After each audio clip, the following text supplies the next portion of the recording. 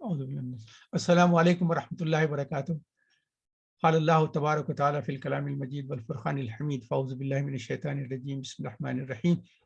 ان اللہ وملائکتہ یصلون علی النبی یا ایھا الذین آمنوا صلوا علیہ وسلموا تسلیما. اللهم صل علی محمد وعلی آل محمد کما صلیت علی ابراہیم وعلی آل ابراہیم انک حمید مجید. اللهم بارک علی محمد وعلی آل محمد کما بارکت علی ابراہیم وعلی آل ابراہیم انک حمید مجید. رب اشرح لی صدری ویسر لی امری واحلل عقدۃ من لسانی یفقہوا قولی. ربی زدنی علما. آج ہم سورہ توبہ کے تعلق سے بات کرنے والے ہیں.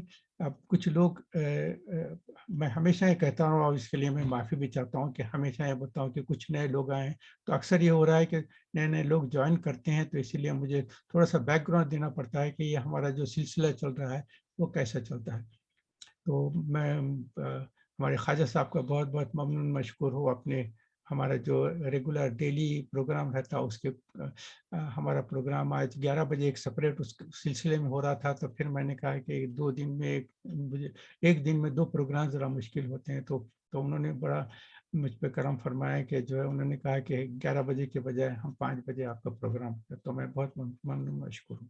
تو ان خواجہ صاحب اور جو ہمارے دوست صاحب اور نئے جوائن ہیں ان کے لیے بیک گراؤنڈ یہ دیتا ہوں کہ قرآن کی ایک ایک آیت کی تفسیر ایسا ہے کہ بعض مرتبہ تو اتنی لمبی ہوتی ہے، تفصیل جاتی ہے. تو اس کے بجائے میں کیا ہوں کہ میرا سلسلہ یہی ہے کہ قرآن کے ایک ایک سورت کو لے کے اس کا جو ہے ایک جسٹ ریفلیکشن جیسا اوور ویو بولتے ہیں نا، اوور آل ویو یا برڈس آئی ویژن، جیسا کوئی پرندہ اوپر سے جا رہا ہے تو اس کو نیچے کیسا نظر آئے گا، تو ایسا. تو پورا سورہ توبہ کے تعلق سے ہم پورے توبہ کی تفصیل میں نہیں جا رہے، اس کی تفسیر بھی نہیں کریں، اس میں سے صرف بیسک میسج کیا رہتا ہے وہ نکال رہا ہوں. یہ انشاءاللہ آپ اس کے اوپر تھوڑا سا کانسنٹریٹ کریں گے. اب آپ کو تھوڑا سا بیک گراؤنڈ دینے کے بعد اب میں آتا ہوں، میں اس میں سے کچھ پوائنٹس چن لیتا ہوں، اس کو تھوڑا سا وائٹ کر دیتا ہوں، اور بیسک میسج کیا ہے قرآن میں یہ آپ کے سامنے رکھنا چاہتا ہوں. تو ہم اللہ کا نام سے شروع کرتے ہیں. اچھا، خاص طور پہ یہ سورہ توبہ جو ہے سورہ نمبر 9 ہے، اور ایک کوئنسیڈنس یہ ہے، یہ اس کا نزول جو ہے 9 ہجری، تو سورہ 9 اور ہجری 9 اس کا نزول ہوا ہے. یہ بڑی خاص چیز ہے. اس میں جو ہے 129 یعنی 129 آیت ہے اس میں، اور اس میں جو ہے 9 یہ جو ہے 16 رکوع ہے.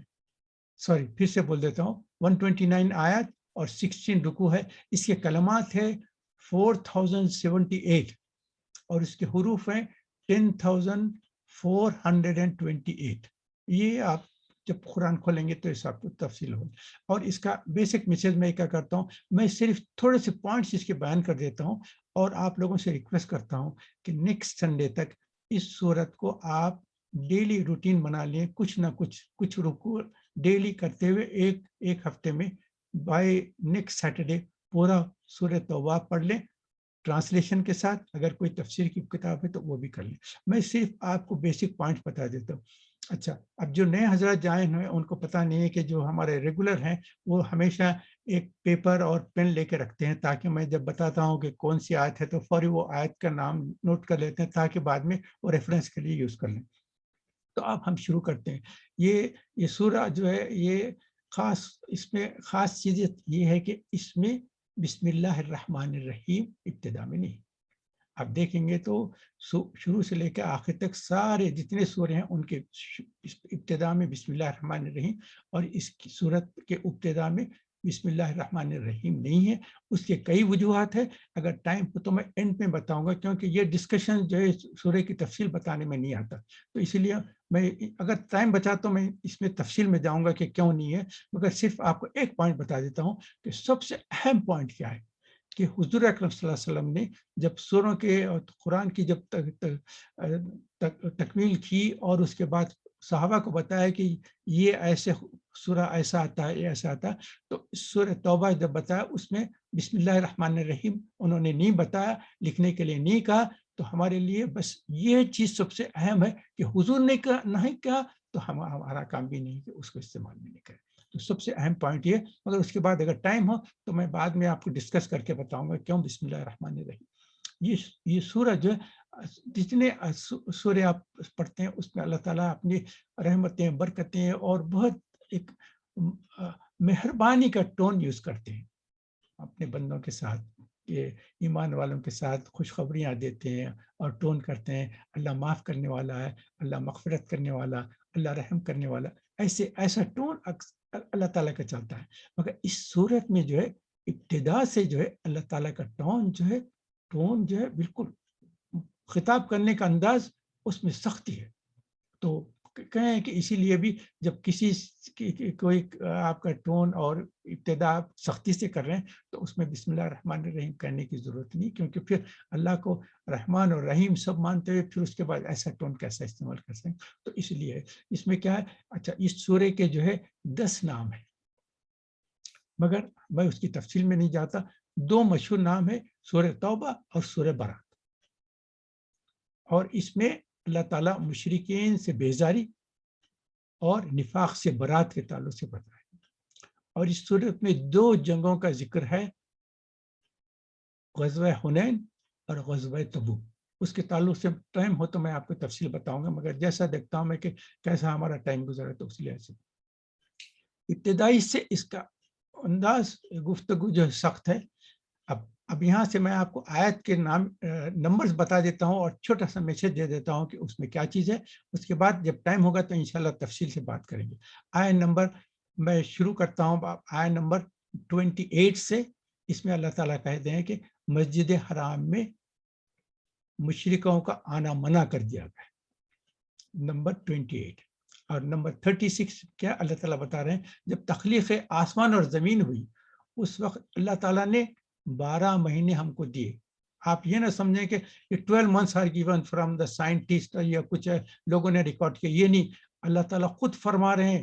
آیت نمبر 36 میں دیکھیں اللہ تعالیٰ کہہ رہے ہیں کہ جب آسمان اور زمین کی تخلیق کی اسی وقت اللہ تعالیٰ نے آپ کو 12 مہینے دیے ہیں، اور اس میں 4 مہینے بہت احترام والے ہیں، ذوالقعدہ، ذوالحجہ، محرم اور رجب. یہ 4 مہینے اللہ تعالیٰ فرما دیے ہیں کہ 36 آیت میں دیکھ لیجئے، یہ بہت خاص طور پہ بتایا جائے. اس کے بعد میں آتا ہوں آیت نمبر 40.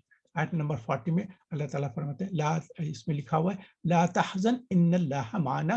یہ حضور اکرم صلی اللہ علیہ وسلم نے ہجرت کے وقت جب غار میں چھپے ہوئے تھے ابوبکر صدیق کے ساتھ، جب اس وقت جب کفار مشرکین آ کے تلاش میں آ رہے تھے، وہ جھک کے دیکھنے والے تھے، تو حضرت نے کہا کہ اگر یہ جھک کر ذرا بھی دیکھ لیں تو ہم نظر آ جائیں گے، ہم ان سے جو چھپے ہوئے. تو رسول صلی اللہ علیہ وسلم نے کیا کہا، ایمان کا دیکھیے کہا ابوبکر صدیق لا تحزن ان اللہ معنا، کوئی فکر مت کرو اللہ ہمارے ساتھ. یہ دیکھیے اطمینان کتنا زبردست ایمان. تو آیت نمبر 40 خاص طور پہ، اور حضرت ابوبکر صدیق کی اس میں شان بھی ہے کہ حضرت ابوبکر صدیق رسول صلی اللہ علیہ وسلم کے ساتھ تھے. اس کے پہلے میں نے آپ کو ایک مرتبہ بیان بھی کیا تھا جس میں حضرت ابوبکر صدیق کے 4 پوائنٹس تھے، مگر وہ پھر بار سے ریپیٹ نہیں کرنا چاہتا ہوں، پھر انشاءاللہ بعد میں کہیں گے. آیت نمبر 60 کیونکہ ہم کوئکلی آیت کے اوپر سے چلے جائیں گے، اس کے بعد پھر تفصیل میں آیت نمبر 60 میں صدقات کے تعلق سے اللہ تعالیٰ بتاتے ہیں کہ صدقات اور زکوٰۃ کی جو تقسیم کرتے ہیں کہ کن لوگوں میں کرنا چاہیے، وہ جو ہے اس کے جو ہے 8 قسم کے لوگ ہیں جس کی تفصیل بتا دی گئی ہے. آیت نمبر 60 میں دیکھ لیں. آیت نمبر 63 میں اللہ اور رسول کا جو مقابلہ کرنے والے ہیں اللہ تعالیٰ ان کو وارننگ دے رہے ہیں کہ وہ جہنمی ہیں. جو اللہ اور اس کے رسول کا مقابلہ کریں گے وہ جہنمی ہے. آیت نمبر 63. آیت نمبر 75 سے 77 تک اللہ تعالیٰ بتاتے ہیں کہ اللہ سے اگر کوئی آپ عہد کریں کہ اللہ اگر آپ مجھے یہ عنایت کریں گے تو میں ایسا کروں گا. جو آپ کرتے ہیں نا منت مانگتے ہیں جس کو کہتے ہیں، تو اللہ تعالیٰ کہتے ہیں کہ اللہ سے جب عہد مانگتے ہیں اور جب اللہ تعالیٰ وہ عطا کر دیتے ہیں، اس کے بعد آپ اپنے جو عہد کی اس کی پابندی نہیں کریں گے تو آپ کو اللہ تعالیٰ اس کی طرف سے نفاق ملے گا. اس کے تعلق سے ایک واقعہ ہے. ایک ثعلبہ بن حابس ایک مدینے میں تھے، صلی اللہ علیہ وسلم کے پاس آ کے کہے کہ میرے پاس بہت غربت ہے، مجھے آپ دعا کریں کہ اللہ تعالیٰ مجھے جانور اور زمین اور دنیاوی چیزیں عطا کرے. حضور نے فرمایا کہ ثعلبہ مت مانگ، دنیا مانگنا اچھی چیز نہیں، دنیا مانگنا کئی مرتبہ ہوتے گئے مگر پھر بھی وہ انسسٹ کرتے گئے. تو انہوں نے دعا کی اے اللہ ثعلبہ کو بہت دنیا عطا فرما. تو اس کے دعا اللہ تعالیٰ نے قبول کر لی. اس کے بعد ان کے جانوروں میں اضافہ ہونا شروع کر دیا. جو زمین میں کھیتی کرتے تھے اس میں برکت ہوئی. اتنی برکت ہوئی, اتنے جانور بننے کے, وہ مدینے کے جب حضور کے قریب تھے وہاں سے جب دوسری جگہ چلے گئے, وہاں بھی بسنا ہوا تو دور جاتے جاتے بہت دور تک چلے گئے اور ان کا تجارت بہت زبردست چلنے لگی. جب زکوٰۃ کا موقع آیا تو احکام آئے تو حضور نے کہا کہ سال بعد سے بھی زکوٰۃ لے, کیونکہ اللہ تعالیٰ نے بہت برکت دی. جب صحابہ نے ان کے پاس جا کر کہا کہ زکوٰۃ کا حکم آیا ہے, آپ کا جو ہے جو بھی آپ کے پاس ہے اس کے احکام ہے, یہ اتنی زکوٰۃ سال میں دینا, کیونکہ اللہ تعالیٰ آپ کو یہ آپ کے تو انہوں نے کہا کہ یہ کیا بات ہے کہ یہ تو مجھے جزیہ نظر آتا ہے, یہ تو مجھے ٹیکس لگا دے رہے ہیں میری یہ تو آمدنی تو میں نے اپنی تجارت وغیرہ کر کے آمدنی بنائی ہے, اب اس میں سے آپ مجھے ٹیکس لے کے میرا. انہوں نے کہا کہ آپ جا کے آئے, میں سوچ کے جواب دیتا ہوں. دوبارہ جب آئے پھر صحابہ لوگوں سے کلیکٹ کر کے واپسی میں پھر ثعلبہ کے پاس آئے, آ کے کہا کہ آپ نے کہا تھا کیا. انہوں نے کہا کہ میں پھر غور کر رہا ہوں, سوچ رہا ہوں, آپ جاؤ. انہوں نے آ کر حضور اکرم صلی اللہ علیہ وسلم کے پاس کہہ دیا کہ ثعلبہ کے پاس 2 مرتبہ گئے, ایسا کہا. تو انہوں نے کہا, حضور نے کہا وائے بل وائے ثعلبہ پہ اللہ تعالیٰ کی طرف سے یہ لعنت ہو گئی, سمجھے. اس کے بعد جب اس کو پتا چلا تو اس زمانے کے بعد پھر کچھ پیسہ جمع کر کے لا کے حضور کے پاس کہا کہ یہ میں زکوٰۃ لے کر آؤں. حضور نے کہا کہ نہیں ثعلبہ, تمہارے پاس سے کچھ نہیں چاہیے. انہوں نے لے لو. انہوں نے کہا نہیں مجھے نہیں چاہیے. تو واپس چلے گا. وہ کہا کہ میں تو لے کر آیا تھا. اس کے بعد پھر حضرت صلی اللہ علیہ وسلم کے بعد حضرت ابوبکر صدیق کا زمانہ آیا. اس وقت بھی ثعلبہ کچھ زکوٰۃ لے کر آئے. حضرت ابوبکر صدیق نے کہا یہ کیا. انہوں نے کہا کہ میں زکوٰۃ لے. انہوں نے کہا کہ حضور نے تم سے پیسہ لینے سے منع کیا ہے, انہوں نے نہیں لیا تو میں بھی نہیں لوں گا. پھر حضرت عمر کے زمانے میں بھی آئے, انہوں نے کہا کہ حضور نے بھی نہیں لیا, ابوبکر صدیق نے بھی نہیں لیا, میں بھی نہیں لیا. حضرت عثمان کے زمانے کے وقت اس کا انتقال ہوا. تو کہتے ہیں کہ جب اللہ تعالیٰ سے وعدہ کیے اور منت مانگے, کچھ اللہ تعالیٰ یہ اپنا عنایت کر دیں. میں بتا دیتا ہوں, ہمارے پاس اکثر ہوتا ہے, کوئی بیماری لگ جائے, کوئی پریشانی میں ہے, قرض داری میں ہے, تو آپ اللہ سے کبھی مانگتے ہیں کہ اللہ تعالیٰ یہ میری پریشانی کو دور کر دے, اور یہ دور ہو جائے گی تو میں ایسا کر دوں گا, ایسے کر دوں گا, ایسا کر دوں گا. جب آپ فوری اللہ تعالیٰ جو آپ کی بیماری دور کر دے, آپ کی پریشانی دور کر دے, آپ کو قرضوں سے نجات دے دے, تو فوری آپ کو سوچنا چاہیے کہ اللہ سے میں نے وعدہ کیا تھا, اس کو پورا کرنا ہے, فوری پورا کریں. اگر نہ کریں گے تو آپ کے سینے میں نفاق پیدا ہو جائے. اللہ تعالیٰ اس کو ہم سے بچائے. تو یہ صرف یہ 75 77 آئے ضرور پڑھیں, اس میں اس کے تعلق سے بتائے گا. آئے نمبر 84, منافق کے جنازہ پڑھنے سے منع کر دیا گیا ہے کہ جب کوئی منافق مر جائے تو اس کے نماز جنازہ نہ پڑھو. حضور اکرم صلی اللہ علیہ وسلم کو تو اطلاع دے دی گئی تھی کون منافق ہے کون نہیں ہے, تو حضور کو جب دے دی گئی تو حضور نے اس کے بعد نماز پڑھی. حضرت حذیفہ بن یمان ایک تھے جن کو حضور اکرم صلی اللہ علیہ وسلم نے کچھ منافقین کے نام بتا دیے تھے, تو وہ ان کو کہہ دیا تھا کہ کسی کو تم یہ جو راز ہے تم تک رکھنا, کسی کو اطلاع نہیں دینا کہ میں نے کن کن کے نام تم کو بتا دیے تھے. اس کے بعد ان کا نام ہوگا حضرت حذیفہ بن یمان کو صاحب سر النبی, جس کے پاس اللہ تعالیٰ نے حضور اکرم صلی اللہ علیہ وسلم کے ایک راز رکھا ہے. اب آپ ایک بات بتا دوں, لوگ ڈرتے تھے کہ ان کو منافقین کے نام معلوم ہے. آپ کو پتا ہے حضرت عمر بن خطاب رضی اللہ تعالی عنہ ایک مرتبہ حذیفہ کے پاس گئے, جا کے ان کے ہاتھ پکڑ کے کہے کہ وہ اللہ کا واسطہ ہے تم کو, حضور نے جو منافقین کے نام بتائے تھے اس میں میرا نام تو نہیں ہے. کون؟ عمر بن خطاب رضی اللہ تعالیٰ پوچھ رہے. تو آپ سمجھ رہے ہیں کہ ایمان کے کتنا اہمیت ہے, کہ پریشانی ہوتی ہے کہ میرا ایمان ہے یا نہیں. ہم کو بھی یہی سوچنا چاہیے کہ دن بھر ہم کیسے کیسے کام کر دیتے ہیں, کیسے کیسے الفاظ ہمارے زبان سے نکل جاتے ہیں جس کی وجہ سے پتہ نہیں ہمارا ایمان رہتا ہے, ہم نفاق میں تو نہیں جاتے.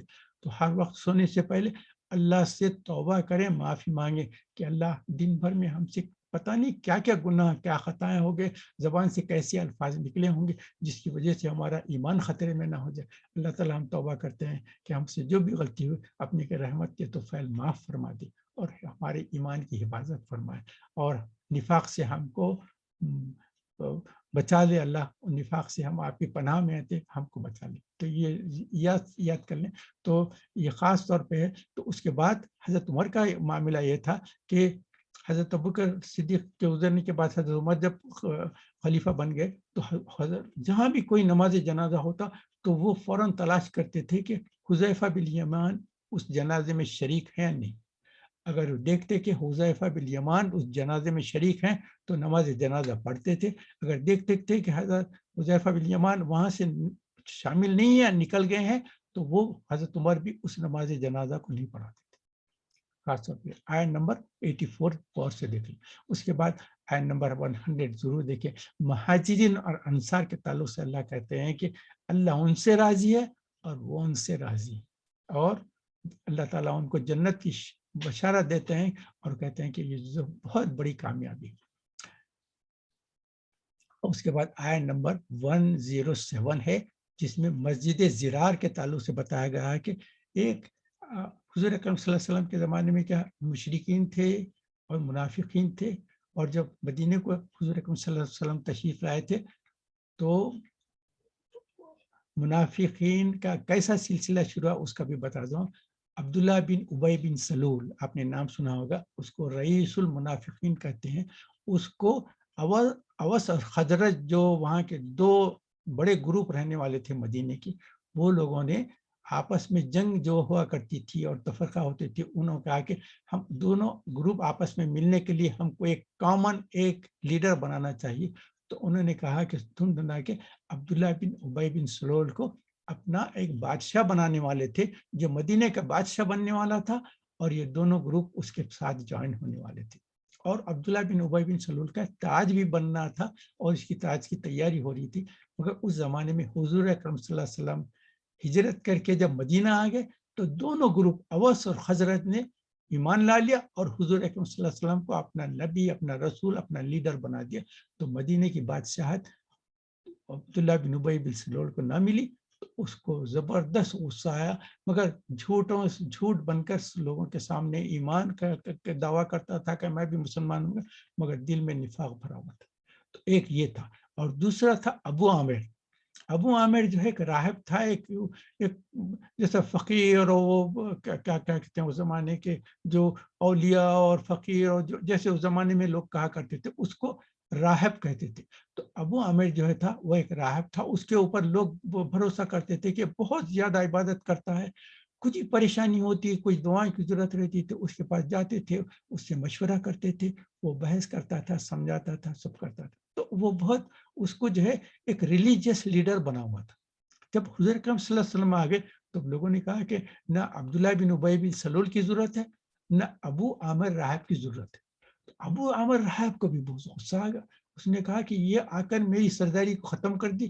تو وہ اس کے بعد وہ جو ہے کرسچن تھا، رومن امپائر سے کانٹیکٹ کیا، اور رومن جو ٹرائبس تھے وہاں جو کالونیز تھے مدینے کے اطراف میں جو ہے کالونیز تھے، جیسا ہمارے پاس برٹش امپائر تھی تو انڈیا ہے، پاکستان ہے، بنگلہ دیش ہے اور افریقہ کے کنٹریز ہے.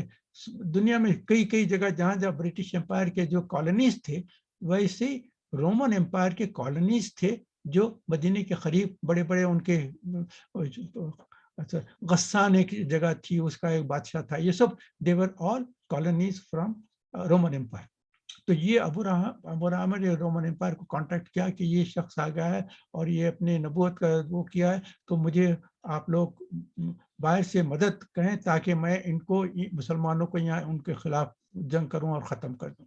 تو اس کے بعد وہاں سے جب اطلاع آئی کہ تم جب اپنا پلاننگ کرو، تو اس نے کہا کہ آپ مدینے میں کیسا پلاننگ کریں گے، کس جگہ کریں گے. تو اس نے کیا کہا ہے سب سے بہترین چیز کیا ہے، یہ لوگ مسجدوں کی اہمیت کرتے ہیں نا، ایک مسجد بنائیں گے، مسجد زرار کے نام سے بنائیں گے، اور اس میں بیٹھ کر ہم لوگ میٹنگ کریں گے کہ کیوں کیسا حضور اکرم صلی اللہ علیہ وسلم اور مسلمانوں کے خلاف کیسا ہم ان کے اگینسٹ لڑیں گے.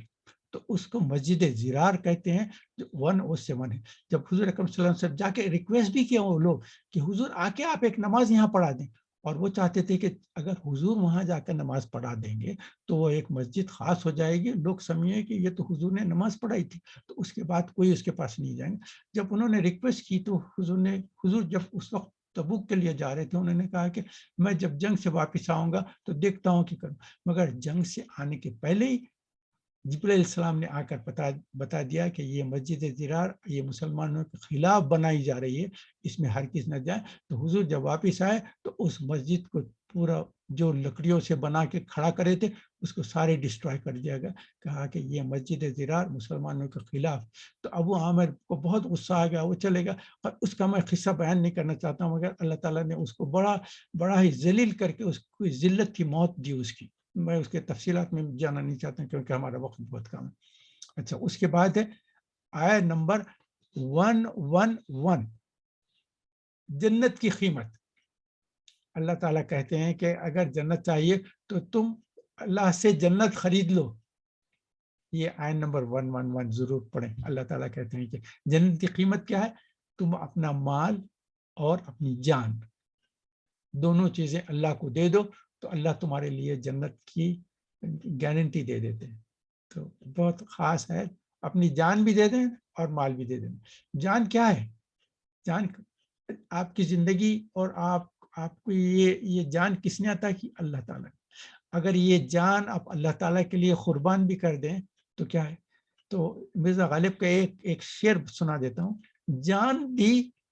جان دی ہوئی اسی کی تھی، حق تو یہ ہے کہ حق ادا نہ کیا. وہ تو اللہ نے آپ کو جان دی تھی جو آپ نے اس کو واپس کر دی، تو آپ نے کیا حق ادا کیا اس کا؟ جان دی ہوئی اسی کی تھی، حق تو یہ ہے کہ حق ادا نہ کیا. تو بس اپنی جان اور اپنا مال اللہ تعالیٰ کے جو احکام ہے اس کی پابندی کے لیے، اور اس کی پابندی کے لیے ہم کو احکام کہاں سے ملے؟ حضور اکرم صلی اللہ علیہ وسلم کے توسط سے ملے. تو عبادت ہم اللہ کی کرتے ہیں اور اطاعت حضور اکرم صلی اللہ علیہ وسلم، اللہ کی اور رسول کی اطاعت کرنا ہے. مگر عبادت صرف اللہ کی، اللہ کے سوا کسی کی عبادت نہیں. تو عبادت میں صرف اللہ ہے اور اطاعت میں اللہ بھی ہے اور رسول بھی ہے، کیونکہ رسول کے ذریعے سے تو ہم کو ایمان ملا اور ہدایت ملی. تو خاص طور پہ آیا نمبر 111 ضرور دیکھیں. اس کے بعد اللہ تعالیٰ بتاتے ہیں کہ یہ جو جنت کی قیمت کے تعلق سے بتایا ہے، یہ قرآن میں جو بتایا گیا ہے، یہ توریت اور انجیل میں بھی یہی چیز بتا دی گئی ہے کہ جنت کی قیمت کیسا ادا ہوتی. اچھا، آیت نمبر 112، مومنین کے 9 صفات بیان کیے گئے ہیں. دیکھیے یہ صفات ہم نے اپنے آپ پیدا کرنا ضروری ہے. اس میں 9 صفات کیا ہے؟ ایک تو مومنین کیا، اللہ تعالیٰ تفصیل بتا دیں. آیت نمبر 112 ضرور یہ دیکھ لیں، اس میں بتا دیں اللہ تعالیٰ مومنین کی کیا صفات ہے. توبہ کرتے ہیں، جہاں سے غلطی ہو گئی ایکسیپٹ کرنے کے میرے سے غلطی پہ توبہ کریں، اور اس کے بعد عبادت کرتے ہیں. اس کے بعد اللہ تعالیٰ جو نعمتیں دیتے ہیں اس کا شکر ادا کرتے ہیں اللہ تعالیٰ. اور جہاں دنیاوی چیزیں آ گئے جس میں اللہ اور ان کے رسول سے تعلق ٹوٹتا ہے، ان چیزوں سے اپنا بھی تعلق ٹوٹ دے، بے تعلقی ہو جائے. یہ بھی ایک پوائنٹ ہے. تو توبہ ہے، عبادت ہے، شکر ہے، بے تعلقی ہے. اس کے بعد اللہ تعالیٰ کہتے ہیں کہ جب نماز کے لیے اللہ تعالیٰ بتائیں گے کہ یہ رکوع کرنے والے ہیں، یہ سجدہ کرنے والے ہیں، امر بالمعروف اور نہیں عن المنکر، جو اچھے کام ہیں ان کے کہنے کے لیے کہتے ہیں کہ اچھے کام کرو، اور جن کاموں سے منع کیا گیا ہے کہتے ہیں کہ یہ کام مت کرو. اور اس کے بعد اللہ تعالیٰ نے جو ہم کو حدود بتا دیے گئے ان حدود کی پابندی کریں. Don't break the rules. اپنے طور پہ اگر دیکھیں. اچھا، نمبر 18 جو ہے 118 جو ہے نا، اس میں کعب بن مالک، ہلال بن امیہ اور مرارہ بن ربی کے تعلق سے ہے. یہ تینوں کے تعلق سے میں آپ کو بتا دوں گا کہ یہ جو ہے، یہ حضرات جو ہے جنگ تبوک جو تھے، غزوہ تبوک میں نہیں جا سکے تھے، تو ان کی تفصیل بتا دیتا ہوں. آپ کو پتہ ہے نا، بخاری، صحیح بخاری کی طویل ترین حدیث ہے، جہاں تک میرا مطالعہ ہے اس سے لمبی، اس سے بڑی کوئی حدیث نہیں ہے صحیح بخاری میں. اتنی لمبی ہے کہ اس کے برابر کوئی دوسری حدیث نہیں ہے. یہ حضرت کعب بن مالک، ہلال بن امیہ، مرارہ کے تعلق سے. یہ جنگ تبوک کے تعلق سے آپ کو بتا دیتا ہوں. پہلے جنگوں کے تعلق سے مختصر سی بات بیان کر دیتا ہوں آپ کو. کتنے جنگ ہوئے، اس کے جنگوں میں کیا ہے، کئی ہوئے ہیں جس میں ہم کو فیو جو یاد کرنے کے وہ ہے. ایک تو ہے بدر، احد ہے، احزاب ہے، فتح مکہ بھی ایک ہے، اور تبوک ہے. یہ آپ 5 یاد رکھ لیں. اس میں میں خالی آپ کو بتا دیتا ہوں کہ ان جگہوں میں ہوا کیا تھا، کتنے صحابی تھے، حضور کے سال کتنی آرمی تھی، اور مخالفین کتنے تھے آپ کو پتا ہے. صبح جنگ بدر میں کیا تھا, 313 مسلمان تھے اور ان کے کس سے لشکر کتنا تھا, 1000 کا لشکر تھا. اور یہ جو ہے دوسری ہجری میں, جنگ بدر دوسری ہجری. اس کے بعد تیسری ہجری میں منافق مشرکین جو ہے حملہ کرنے کے لیے آئے, وہ جنگ احد کہلاتی ہے. اس میں جو ہے پہلے تو 1000 مسلمان آئے تھے, اس میں سے 300 منافقین الگ ہو کے چلے گئے. عبداللہ بن ابی بن سلول 300 لوگوں کو جب آئے جنگ کے لیے اور سامنے دیکھے تو 2000 کا لشکر تھا.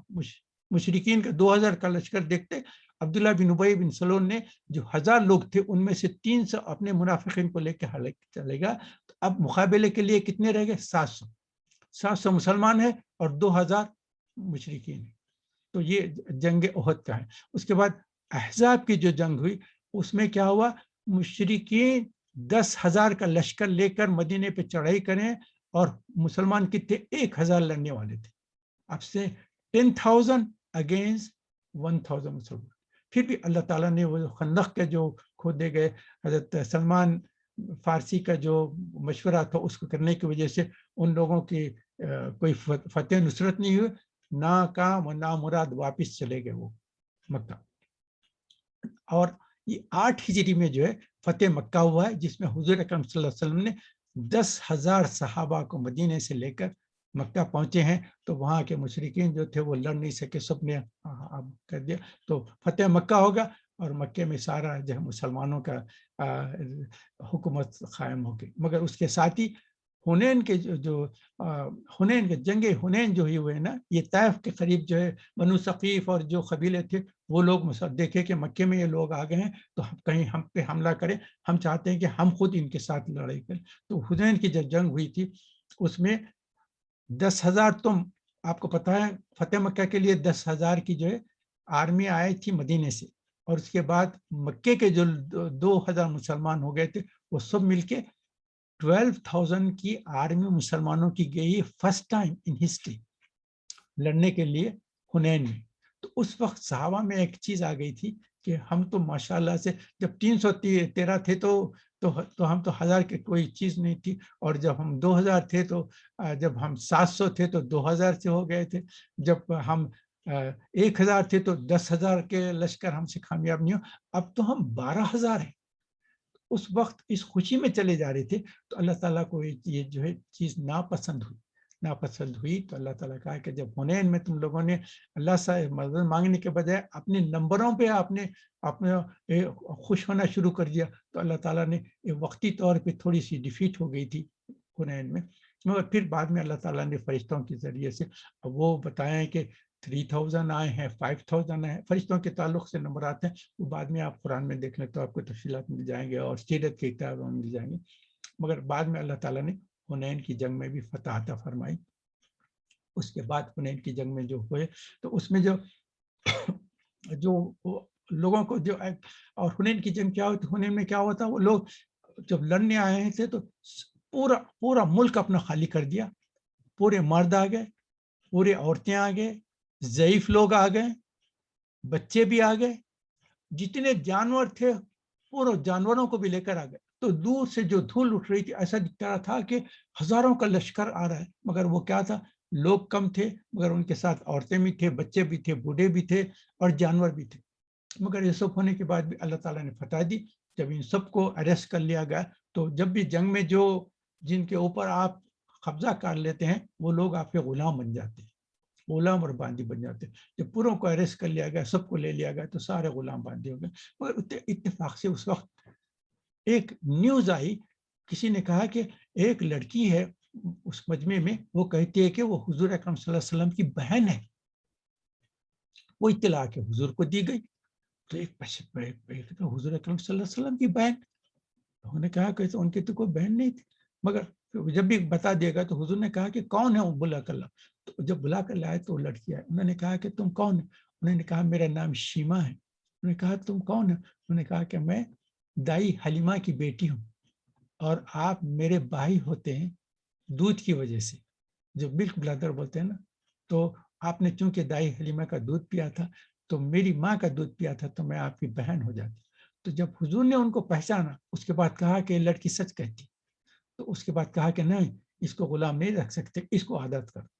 تو پھر اس لڑکی نے التجا کی کہ جب آپ مجھے آزاد کرتے ہیں تو میری سارے میرے رشتے دار اور ہماری ٹرائب کے سارے لوگ ہیں، یہ سب آپ کے غلام بنے ہوئے ہیں۔ تو پھر حضور نے لوگوں سے کہا کہ دیکھو جو غلام بنائے ہیں، جو باندیاں بنائے ہیں، دیکھو اس لڑکی کی التجا ہے۔ تو پھر سب نے کہا کہ ہم ساروں کو آزادی دے دیتے۔ تو شیما کی وجہ سے حنین میں جتنے لوگ اریسٹ ہوئے تھے سب کی جو ہے وہ آزادی ہوئی الحمدللہ۔ تو یہ جنگ حنین کے تعلق سے یہ بات بتا دیتا ہوں۔ اس کے بعد جو ہوئی ہے غزوہ تبوک جو ہے 9 ہجری میں ہوئی ہے۔ 9 ہجری میں جو غزوہ تبوک ہوئی، کیونکہ اس کا ایک ریزن کیا تھا، اس میں کیا تھا کہ جتنے رومن امپائر کی کالونیز تھے وہ جب دیکھے کہ اب سارا عرب جو ہے حضور اکرم صلی اللہ علیہ وسلم کے تحت آ کر اسلام بہت تیزی سے پھیل رہا ہے، تو وہ کرسچینٹی کو بچانے کے لیے انہوں نے رومن امپائر سے کانٹیکٹ کیا اور کہا کہ آپ ہم کو آرمی بھیجیں تاکہ ہم جو ہے ان کو کرش کر کے سب کو ختم کر دیں، تاکہ یہ طاقتور نہ ہو ورنہ ہم کو خطرہ ہے۔ تو رومن امپرر تھا، اس نے کہا کہ اچھی بات ہے تمہارے لیے کرتے ہیں۔ تو اب آپ سوچیں جنگ تبوک کے لیے حضور اکرم صلی اللہ علیہ وسلم نے ہر گھر میں اطلاع دے دی تھی کہ رومن امپائر سے ہمارا ہے، اور Roman empire was a super power of that. Iran اور روم دو امپائرز تھے سپر پاور، مگر بعد میں ایران کو ڈیفیٹ ہو گئی تھی، تو ایران جو ہے وہ تو مغلوب ہو گیا تھا، تو ایک ہی سپر پاور رہ گئی تھی، وہ رومن امپائر تھی، اور اس کے سارے کالونیز مدینے کے قریب عرب میں تھے، تو وہ ہمیشہ رومن امپائر سے تعلق رکھتے تھے۔ تو ان کو بتایا گیا کہ اگر اچھا ہے تو ہم آرمی، تو اس زمانے کی بہترین جو آرمی تھی، ہر چیز سے لیس، یعنی فلی آرمامنٹس اور ہائی جو ٹیکنیکل اس زمانے کی تھی، بیسٹ ٹیکنیکل آرمی جو بولتے ہیں، ساری چیزوں سے لیس حملہ کرنے کے لیے تیار تھے۔ تو آپ کو پتا ہے کتنی آرمی تیار ہوئی تھی؟ 1,00,000 100,000 talented soldiers coming to fight against Muslims۔ تو حضور کو جب پتا چلا کہ ایسا ہے تو انہوں نے کہا کہ کوئی گھر والا خالی نہ ہو، سارے لوگ میرے ساتھ چلیں۔ اور منافقین کو جب پتا چلا انہوں نے کہا کہ وہ تو خوشیاں منانا شروع کر دے کہ اب تو 1,00,000 کی رومن امپائر کی جو آرمی آئے گی وہ تو ان سب کو ختم کر دیں گے، کہ اب ہم جو کتنے زمانے سے سوچ رہے تھے کہ کب ان سے پیچھا چھوٹے گا، تو اب جو ہے ایک سلسلہ ہونے والا ہے جس کے بعد یہ سب ختم ہو جائیں گے، اور ہمارے جو منافقین تھے وہ کہیں گے کہ اب پھر ہم پرانے زمانے میں جو اپنی بہترین زندگی جو گزارتے تھے، سارے زمینات بھی رہیں گے، جانور بھی رہیں گے، تو وہ لوگ اپنا خوشی کرتے۔ جب حضور نے کہا کہ ہر انسان کو آنا چاہیے، تو جتنے منافقین تھے وہ تو ان کو تو پتا تھا، وہ کہتے تھے کہ ہم یہاں جائیں گے تو یہاں تو ہم ختم ہو جائیں گے، تو کرنا کیا ہے؟ سب یہ ہے کہ جا کے ایک ایکسکیوزز بناتے جاؤ۔ ہر ایک آتا تھا اور ایکسکیوز کرتا تھا کہ میں جو ہے لڑکی بیمار ہے، اور کوئی کہتا ہے کہ میری وائف کو ایسا پرابلم ہے، کوئی کہتا ہے کہ مجھے ایک انجری ہو گئی تھی جس کی وجہ سے میں کام نہیں کر سکتا، کچھ نہیں کر، جو ایکسکیوز کرتے گئے اس لوگوں نے، حضور نے ان کو چھوڑتے گا۔ صرف بہت ضعیف لوگ اور عورتیں اور بچے مدینے میں رہنے کی اجازت ہوگی، وہ لوگوں کو نہیں بلایا گیا۔ جتنے لڑنے کے قابل تھے سارے لوگ آ گئے، پورے لوگ آ کے جمع ہو گئے، سوائے 3 حضرات کے جو مومن صالح تھے۔ یہ ان کا نام ہے کعب بن مالک، ہلال بن امیہ، مرارہ بن ربی۔ یہ لوگ مومن ہونے کے باوجود بھی حضور اکرم صلی اللہ علیہ وسلم کے پاس آ کے جوائن نہیں ہوئے، اور اس کے بعد جب حضور نے اپنا ابتدا کر دی تو یہ ان لوگ اس لیے ٹھہرے رہے، وہ کہے کہ 10,000 کا لشکر ہے اور اونٹ سلو چلتے جائیں گے، اور جانا کہاں ہے؟ تبوک۔ انہوں نے کہا کہ تبوک تو اتنی دور ہے اور یہ سلو جب چلیں گے، تو انہوں نے کعب بن مالک کے تعلق سے بتاتا ہوں، یہ صحیح بخاری کی طویل ترین حدیث ہے، آپ کو حدیث کا ریفرنس بھی دے دیتا ہوں، 4418 صحیح بخاری، دیکھ لی، لمبی حدیث ہے۔ تو اس میں انہوں نے کہا کہ میرے پاس تو انتہائی طاقتور اونٹ ہے، میں جو ہے بہت کوئکلی جا کر ان لوگوں سے مل سکتا ہوں، تو یہ سلو چلنے جا رہے ہیں۔ ایک تو گرمی بھی تھی اور دولت بھی تھی، صحت بھی تھی، انہوں نے کہا تھوڑا سا ریسٹ لے لوں گا پھر جوائن کروں۔ 1 دن 2 دن تک انتظار کرتے رہے، اس کے بعد جب ایک دم ان کو خیال ہوا کہ کتنا بھی تیز چلوں میں تو اب قابل سے نہیں مل سکتا، اور وہ پریشان ہو گئے، ارے مجھ سے کیا غلطی ہوئی؟ یہ دیکھیے جو بعض وقت ہوتا ہے نا، اس سے بعض کو لیسن لینا چاہیے. جب آپ کو نماز کا وقت ہو جائے فوری نماز پڑھ لیں. زکوٰۃ کا ٹائم ہو تو زکوٰۃ دی جا کرے. حج آپ نے نہیں کیا تو حج ضرور کر لیں. جو آپ نیک کام کر سکتے ہیں. صدقہ کا کوئی موقع آتا ہے اور اگر دیکھ سکتے ہیں کہ آپ اگر صدقہ دے سکتے ہیں, کسی کی مدد کر سکتے ہیں, کوئی قرض مانگ رہا ہے اس کو قرض دے سکتے ہیں, تو اس میں ڈھیل نہ دیں, رکنا سوچنا نہ کریں. جب جیسے کوئی نیک کام کا آپ کو اطلاع ہوئی فوری نیک کام کرنے کی کوشش کریں. یہ بہت اہم چیز ہے. اس سے ایک لیسن ملا ہے. تو وہ کہتے ہیں کہ پھر حضور گئے, اور حضور جانے کے بعد تبوک کو گئے, تو رومن ایمپرر جو تھا اس نے ان کا بیک گراؤنڈ دیکھا حضور کا, دیکھا کہ یہ جو ہے بدر میں جو ہے 313 تھے اور 1000 کو ڈیفیٹ کر دی, اور اس کے بعد جو ہے ایک یہ لوگ 700 جب تھے تو 2000 کو ڈیفیٹ کر دی. اس کے بعد ان کی 1000 کی جو گروپ تھا وہ 10,000 جو احزاب میں آئے تھے ان لوگوں کو اللہ نے ڈیفیٹ کر دی. اور اس کے بعد جو ہے اس کے اوپر تھوڑا اثر ہونا شروع ہو گیا. اس نے کہا کہ اگر تھے کہ پتہ نہیں یہ نبی ہے, رسول ہے, یہ اللہ کی طرف سے ان پہ کوئی خاص بات ہے یا نہیں, مجھے پتہ نہیں. وہ اب یہ نہیں چاہتا تھا کہ کسی صورت سے اگر وہ نبوت کے تعلق سے غور کریں گے تو پھر مجھے ان کو ایکسیپٹ کرنا پڑے گا. تو اس نے اس حد تک کوشش نہیں کی, مگر جب بیک گراؤنڈ کے کئی چیزیں دیکھا تو اس کے بعد جو اپنی 1 لاکھ کی آرمی جو تھی 100,000 کی, اس نے کہا کہ please I don't want them you to proceed to fight, کیونکہ ہو سکتا ہے اس سے ہمارے اوپر پورے رومن امپائر پہ کچھ بڑا عذاب آ جائے گا, اگر یہ نبی ہیں تو ان سے اگر ہم لڑیں گے. تو انہیں آرمی کو رکا دیا. تو حضرت صلی اللہ علیہ وسلم جب گئے تبوک میں سارے 30,000 صحابہ کے ساتھ گئے, تو کوئی رومن امپائر کوئی آرمی نہیں آئی. 20 دن 30 دن پتہ نہیں وہ ایکچوئل کتنے دن تھے, تقریباً 20 دن یا اس سے زیادہ حضور صلی اللہ علیہ وسلم انتظار میں ٹھہرتے رہے کہ اب آئیں گے, کل آئیں گے, پرسوں آئیں گے. جب 20-30 دن ہو گئے, جب کوئی نہیں آیا تو حضور صلی اللہ علیہ وسلم نے وہاں سے واپس کر. مگر جنگ کے دوران میں جب یہ پہنچے ہیں تو نظر کر کے ہوئے کہ کعب تو نظر نہیں آتی, کہاں ہے کعب؟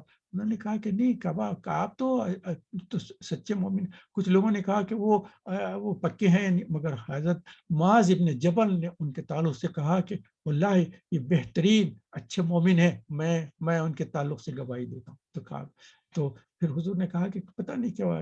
پھر واپس جب آئے, جب حضور مدینہ واپس آ گئے تو جو لوگ نہیں گئے تھے ان سے کہا کہ please explain why you didn't join in Tabuk.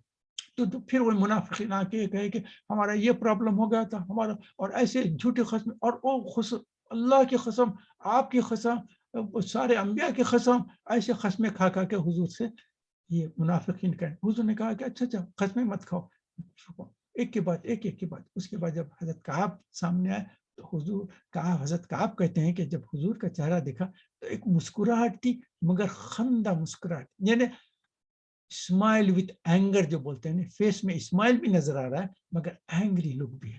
تو حضور نے کہا کہ آپ کو کیا ہوا گا؟ میں کہا حضور یہ لوگ جیسی بات کی ہے نا, میرے پاس بھی چرب زبانی ہے, ایسا میں ٹیلنٹڈ ہوں اسپیکنگ میں, آپ کو ایسا کنوینس کر دوں گا جھوٹ بول کر کہ آپ بھی یقین کر لیں گے کہ جیسا یہ لوگ بولیں آپ بھی میرے طرف. مگر مجھے پتا ہے کہ میں اگر جھوٹ بولوں گا تو آپ کے سامنے جھوٹ بولوں گا, مگر اللہ تو جاننے والا ہے, اللہ کو حقیقت میں کہتا ہوں کہ کوئی میرے سے چھوڑنے کی جھوٹ بولنے کی ضرورت نہیں. صحت بہترین صحت تھی, مال و دولت بہترین مال و دولت تھا, میرے پاس ساری چیزیں تھیں, میں آپ کو کیا کروں.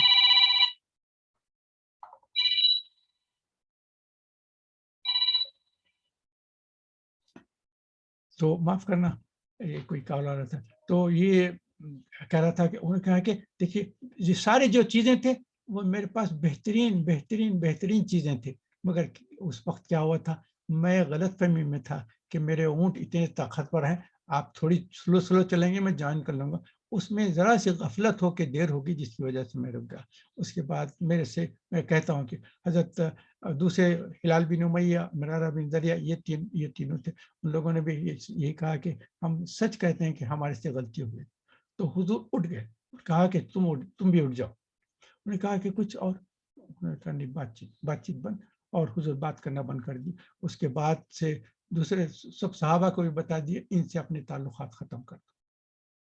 اتنی مجھے جب یہ حدیث سنتا ہوں تو لرزہ آتا ہے کہ اللہ کا شکر ہے کہ مجھے بہت مرتبہ خواہش ہوتی تھی کہ میں بھی حضور کے زمانے میں رہتا تو ان کی صحبت ملتی تھی، ان کو اپنی آنکھوں سے دیکھتا تھا، ان کی اتباع کرتا تھا. مگر جب یہ حدیث پہ جاتا ہوں تو اللہ کا شکر ادا کرتا ہوں کہ اللہ اگر میں اس زمانے میں رہتا اور میرا بھی حال کعب بن مالک اور یہ ان لوگوں کا ویسا ہو جاتا اور حضور کی نافرمانی کرتا تھا تو میرا ایمان کا کیا حالت ہوتا. اور اس کے بعد سے حضرت کعب بن مالک کہتے ہیں کہ اس کے بعد سے مجھے پتہ نہیں ایسا دکھا کہ ساری زمین میرے لیے تنگ ہو گئی، میرے دوست احباب رشتے دار سارے صحابہ میرے سے کٹ آف ہو گئے، کوئی مجھ سے بات نہیں کرتا تھا، سلام کہتا تو کوئی جواب نہیں دیتا. تو ایسی تکلیف پریشانی کی حالت میں گزارتا رہا.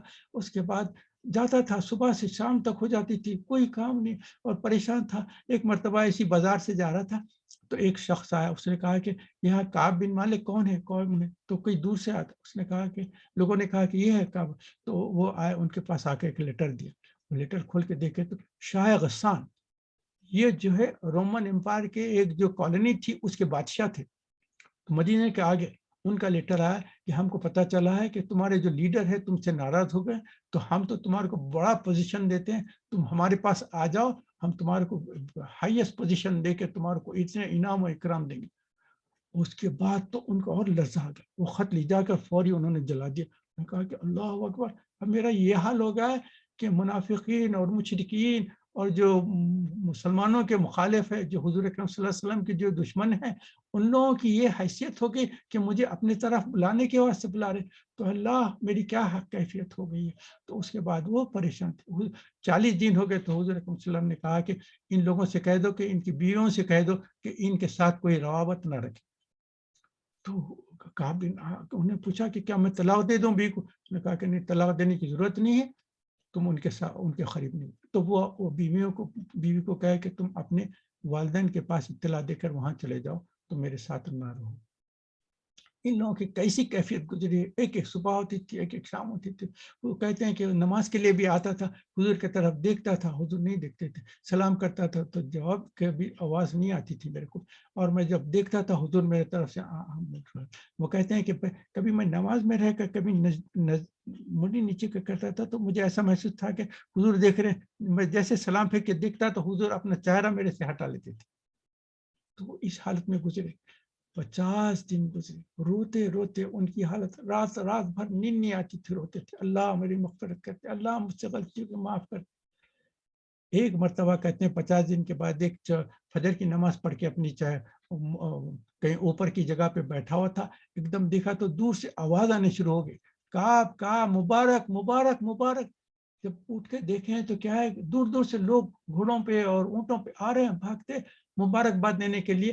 اللہ تعالیٰ نے تمہاری برات کر دی، تمہاری برات کے لیے سورہ توبہ میں آیت 118 نازل کر دی جس میں تمہاری برات ہو گئی، اللہ تم سے راضی. وہ سنتے جو آدمی ان کے قریب آیا، ان کے پاس جتنے جو اپنے جو پوشاک پہنے تھے فوری اتار کے ان کو دے دی کہ میرے پاس اور کچھ نہیں، یہی تحفہ. اس کے بعد پہننے کے لیے کپڑے بھی نہیں تھے. دوسرے جگہ لوگوں کے پاس جا کے ادھار مانگ کے کپڑا پہن کے سیدھا بھاگ کے مسجد نبوی گئے. حضور اکرم صلی اللہ علیہ وسلم کے سامنے آئے، صحابہ اور حضور بھی بیٹھے تھے. یہ جیسے آئے ہیں دور دور سے ایک ایک صحابی کھڑے رہ کے مبارک مبارک مبارک مبارک. اس کے بعد حضور کے سامنے آئے تو دیکھے کہ چہرہ نور سے مسکراتا چہرہ ہے. نے کہا کہ بس ایسا دکھ رہا کہ 14ویں رات کا چاند ہو گیا ہے میرے سامنے. حضور کے طرف دیکھے، حضور نے کہا کہ ہاں اللہ تعالیٰ نے تمہاری برات کر دی. اب فوری سجدے میں گر گئے، سجدہ شکر جو بولتے ہیں، سجدہ شکر کیا. اس کے بعد کہا کہ حضور یہ سارے مال و دولت، یہ ساری دنیا کی زندگی کی وجہ سے میں نے مجھے بہت ضرورت ہے، میرے پاس جو کچھ بھی ہے سب اللہ کی راہ میں آپ کو صدقہ کر دیتا ہوں، اللہ آپ جو ہے لے لے اور صدقہ کر. حضور نے کہا کہ ایسا نہ کہو، کچھ اپنے پاس رکھو، اپنی زندگی اور اپنی بیوی بچوں کے ساتھ گزارنے کے لیے کچھ رکھو، جو زیادہ ہے وہ سارا صدقہ کر دو. تو انہوں نے صدقہ کیا، حضور نے قبول کر لیا. تو یہ کعب بن مالک، ہلال بن امیہ، میرا نظر ہے کہ یہ صحیح بخاری کی طویل ترین حدیث ہے. حدیث نمبر 418، جب ٹائم ہے تو دیکھ لیں. اچھا، اس کو اب بہت اہم چیز بول کے ختم کرتا ہوں، اس کے بعد ہم کچھ سوال جواب کر لیں گے. یہ سورہ کی آخری آیت ہے، اعوذ باللہ من الشیطان اعوذ باللہ من الشیطان الرجیم لقد جاءکم رسول من انفسکم عزیز علیہ ما عنتم حریص علیکم بالمؤمنین رؤوف رحیم فإن تولوا فقل حسبی اللہ لا الہ الا هو علیہ توکلت وهو رب العرش العظیم. یہ آیت ہے، یہ جو ہے آیت نمبر 127 128 129 اس پہ جو ہے سورہ ختم ہو رہا ہے، سورہ توبہ. یہ آخری آیت ہے، بہت اہم آیت ہے، اس کو پلیز یہ زبان یاد کر لیں. اور اس میں آپ کو بتاؤں، میں ابو داؤد اور ترمذی میں حدیث ہے جو صبح اور شام 7 مرتبہ جو بھی پڑھے گا نا، حسبی اللہ لا الہ الا هو علیہ توکلت وهو رب العرش العظیم، یہ جو 7 مرتبہ صبح اور 7 مرتبہ شام پڑھے گا، اللہ تعالیٰ اس کے سارے کام، جتنے پریشانیاں مشکلات ہیں، پورے کام کر دیں گے اللہ تعالیٰ. تو اس کی پریکٹس کر دیں، فجر اور مغرب یا عشاء کے بعد اس کی پابندی کریں 7 مرتبہ. آیت نمبر 127 128 129 یہ آخری آیت ہے سورہ توبہ کی خاص ہے.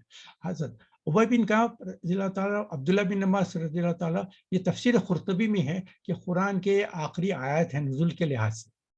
آپ کو پتہ ہے نا، سورہ بقرہ کی آیت نمبر 281 جو ہے آخری آیت ہے. اور یہ جو آپ کو جو بتایا 127 128 129 جو آیت ہے نا، یہ جو ہے آخری آیتیں بتاتے ہیں نزول کے لحاظ سے. اس کے بعد پھر اور کوئی آیتیں نہیں آئے. اور سورہ بقرہ کی جو آیت 281 ہے یہ بھی آخری آیت ہے. اس میں آپ دیکھیں سورہ بقرہ کی آیت 281 میں پڑھ لیں گے تو دیکھیں گے، اور ڈرتے رہو اس دن سے لوٹائے جاؤ گے اللہ کی طرف، اور پورا دیا جائے گا ہر شخص کو جو کچھ کمایا، اور ان پر ظلم نہ ہوگا. یہ آخری آیت ہے. تو یہ بہت خاص طور پہ اس کو یاد کر لیں اور اپنا ورد کر لیں. اور اس میں اس آیت کے تعلق سے غور کریں تو دیکھیں کیا ہے. اعوذ باللہ من الشیطان الرجیم، اللہ کی کتنی چیزیں بتائے گئے، اس میں کیا گئے. یہ حضور اکرم صلی اللہ علیہ وسلم کو کیا ہے، 2 چیزیں رؤوف اور رحیم کہا گیا ہے، جو اللہ کے اسماء صفات میں، اللہ کے صفات میں ہے رؤوف اور اللہ کے صفات میں ہے رحیم. اور اللہ تعالیٰ نے اپنے پیارے نبی کو یہ اپنے جو 2 صفات ہیں ان سے ان کو ایڈریس کیا ہے. لقد جاءکم رسول من انفسکم عزیز علیہ من حریص علیکم رؤوف رحیم فإن تولوا فقل حسبی اللہ لا الہ الا هو. تو رؤوف اور رحیم 2 نام اللہ کے جو صفات ہیں وہ حضور کے لیے استعمال کیا اللہ تعالیٰ نے. اور اس آیت کے جو ہے آپ ترجمے میں جائیں، کیا ہے، تمہارا رسول کیا ہے، تمہارے لیے تمہاری تکلیف اس کے لیے بہت بھاری تھی، بہت بھاری ہے، تمہارا کو تکلیف میں نہیں دیکھنا چاہتا. تو کیا تھا، رخصتی کے وقت حضور کے صلی اللہ علیہ وسلم کا جب آخری وقت تھا، کیا کہتے تھے، اللہ میری امت کا کیا ہوگا، اللہ میری امت کا. آخری چیز ہے جب دنیا سے جا رہے اپنی امت کے تعلق سے. اور دوسرے حریص علیکم بالمؤمنین رؤوف رحیم، اور تمہاری بھلائی کے لیے حریص ہے. لیلۃ القدر میں کیا ہوا تھا، جب پتہ چلا تھا کہ دوسرے انبیاء کی امت میں ایسے لوگ تھے جو 70 سال 60 سال عبادت کریں، تو حضور کو پریشان نہیں کیا، میری امت کی عمریں تو کیا ہے 50 سال 60 سال 70 سال کی تو ان کی عمریں ہیں، تو یہ 70 سال کی عبادت کیسا کریں گے. یہ پریشان تھے. حضرت جبرائیل آئے کہ اللہ تعالیٰ آپ کی پریشانی کو دیکھتا ہے، کہتا ہے کہ آپ کے لیے امت کے لیے ایک رات عطا کی جاتی ہے لیلۃ القدر، اس میں عبادت کریں گے تو 83 ایئرس کا ثواب ملے گا ایک ہی رات میں. تو دوسری امت کے تعلق سے حضور جی حریص جو تھے تو اللہ تعالیٰ نے کو عطا فرما دی. شفیق اور مہربان ہے. حضور کہتے ہیں کہ سارے انبیاء کو جو دعاؤں کا اجازت دی گئی تھی، انہوں نے سارے اپنی دعاؤں کا حق اس دنیا میں لے لیا، اور مجھے جو اللہ تعالیٰ نے یہ حق دی تھی دعا قبول کرنے کا امت کے لیے، تو میں وہ اٹھا کے رکھ لیا ہوں. یہ قیامت کے دن استعمال کروں گا. یہ دعا لے کر کہوں کہ اللہ میری امت کو بخش دے. اللہ قیامت کے دن کہیں گے کہ اللہ میری امت. اور قیامت کے دن ہر شخص اپنی اپنی فکر میں رہے گا، نفسی نفسی نفسی نفسی کہتے رہے گا.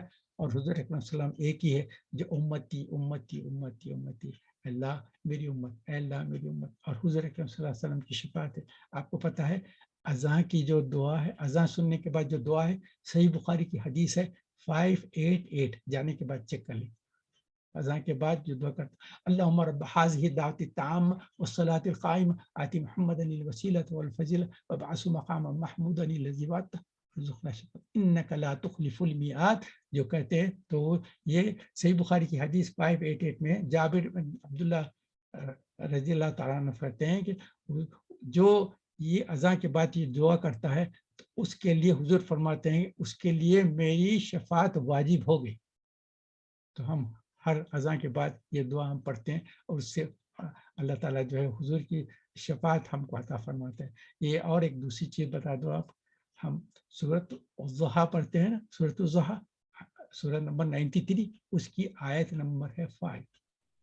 وَلَسَوْفَ يُعْطِيكَ رَبُّكَ فَتَرْضَىٰ، اور اللہ تعالیٰ آپ کو اتنا عطا کرے گا کہ آپ جو ہے راضی ہو جائیں گے.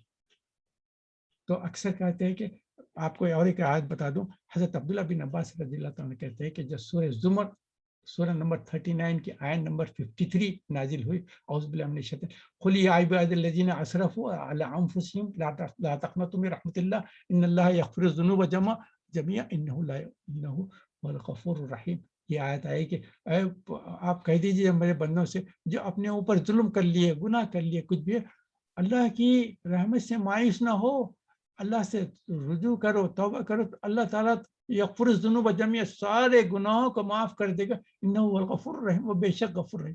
حضرت عبداللہ بن عباس کہتے ہیں جب یہ نظر ہوئی تو سارے صحابہ پہ اتنی خوشی کی لہر ہو گئی کہ اب کیا ہونا، کچھ بھی غلطی ہو گئی اللہ تعالیٰ سے مایوس نہیں ہونا، مانگنا ہے تو اللہ مغفرت کر. مگر اہل بیت کہتے ہیں کہ تم لوگ سارے مسلمان اس آیت پہ خوش ہوتے ہیں، ہم اہل بیت اس آیت پہ خوش ہوتے ہیں جو سورہ ضحیٰ کی ہے، وَلَسَوْفَ يُعْطِيكَ رَبُّكَ فَتَرْضَىٰ. اللہ تعالیٰ کہتے ہیں کہ ہم آپ کو اتنا عطا کریں گے کہ آپ راضی ہو جائیں گے. تو قیامت کے دن حضور کہیں گے کہ اے اللہ جب تک میری امت کے ایک ایک شخص کو جہنم سے نکال کے جنت میں نہ داخل کرے میں راضی نہیں ہوتا، میں راضی نہیں ہوتا. تو اللہ تعالیٰ حضور کو راضی کریں گے. تو اللہ تعالیٰ سے دعا کریں کہ اللہ تعالیٰ ہم سب کی مغفرت فرما دے، اللہ تعالیٰ جہنم سے بچا لے اور جنت میں جاننے والا. آپ کو ایک دوسرے وظائف بھی بتا دیتا ہوں میں آپ کو کہ فجر اور مغرب یا عشاء کے بعد اللہم اجرنی من النار 7 مرتبہ پڑھیں، اور اس کے ساتھ اللہم انی اسألک الجنت الفردوس یا رب العالمین. اللہ ہم کو جہنم سے نجات دے اور جنت الفردوس میں ہم کو داخل کر دے. جو شخص یہ کہتا ہے، جہنم کہتی ہے اے اللہ یہ مجھ سے آپ کی پناہ چاہتا ہے، اس کو مجھ سے پناہ دے دے، اور جنت کہتی ہے کہ اے اللہ یہ میرے میں داخل ہونا چاہتا ہے، اللہ اس کو داخلے کی اجازت دے دے. تو صبح شام اس کو کہے اللہم اجرنی من النار 7 مرتبہ، اللہم انی اسألک الجنت الفردوس یا رب العالمین. یہ چیز کی عادت کریں. تو اب میں آپ سب کو انمیوٹ کرتا ہوں، تو انشاءاللہ آپ یہاں سے آپ کر لیں. اب تھوڑا سوال جواب کا ٹائم معاف کرنا، 1 گھنٹہ پورا ہو گیا تقریباً، یا 5-10 منٹ رہ گئے ہیں، تو کچھ سوالات ہوں تو پلیز آپ کہیں، اور اگر بعد میں اگر کچھ سوالات ہیں تو بعد میں بھی آپ QA آنسر ہے اس میں آپ پوچھ سکتے ہیں. ڈاکٹر صاحب السلام علیکم. یہ سجدے شکر کے بارے میں کوئی توضیح کیجیے. جی کہ اس کو پہلے سبحان ربی الاعلیٰ کو پڑھنا بھی ہے کہ خالی آپ شکر ادا کریں؟ سبحان ربی الاعلیٰ بھی پڑھیں اور الحمدللہ رب العالمین بھی پڑھیں. سجدے شکر جو ہے فوری کوئی خوشی کی بات ہو، کوئی اللہ تعالیٰ نے آپ کو انعامات دیے، نعمت ہی، فوری گر جائیں، فوری کوئی گرتے ہی سبحان ربی الاعلیٰ، اس کے ساتھ الحمدللہ رب العالمین.